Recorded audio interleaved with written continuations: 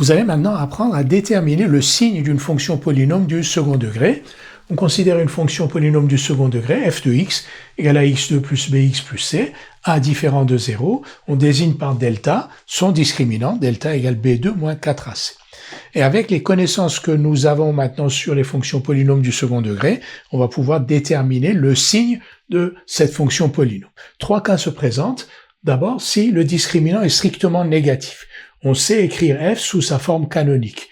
f de x égale à x2 plus x plus c, qui est la forme développée, et voici la forme canonique que l'on a vue. Donc f de x s'écrit sous la forme a fois x plus b sur 2a au carré moins delta sur 4a2. Et alors, si delta est strictement négatif, comme x plus b sur 2a au carré est positif ou nul, c'est un carré, moins delta sur 4a2 est strictement positif, parce que delta est strictement négatif et 4a2 est strictement positif, on en déduit que x plus b sur 2a au carré moins delta sur 4a2 est strictement positif.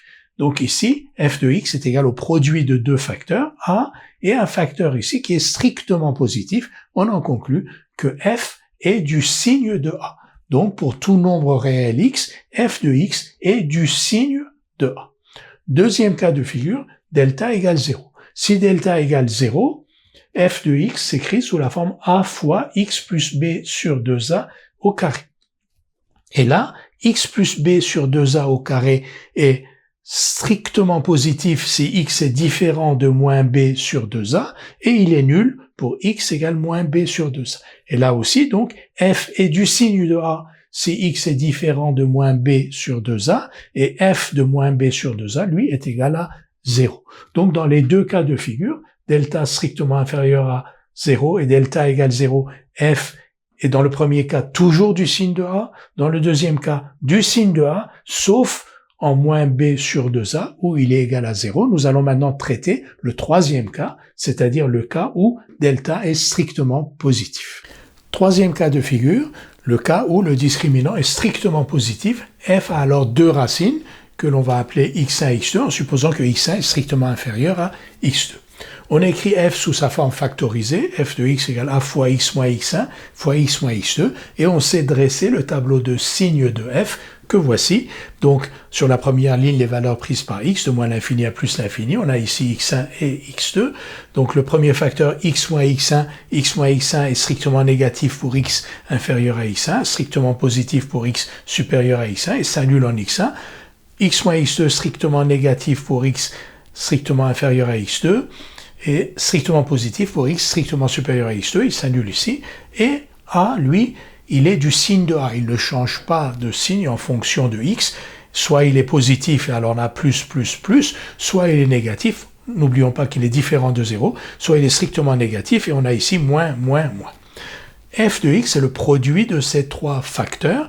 Donc pour x strictement inférieur à x1, on a ici ce facteur-ci qui est négatif, celui-là est négatif, moins par moins plus fois a est du même signe que a. Ici, on a deux facteurs, x moins x1 et x moins x2, l'un est positif, l'autre est négatif, leur produit est négatif, on le multiplie, donc on multiplie ce produit par a, donc on va obtenir un résultat qui a un signe contraire de celui de a.